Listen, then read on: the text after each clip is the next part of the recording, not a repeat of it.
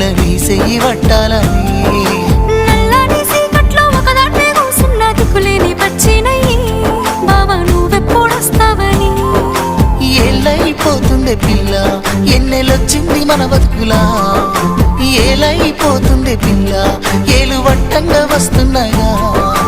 ఇన్నాళ్ళ ఎడబాటు ఎడవాసిపోతుందిలే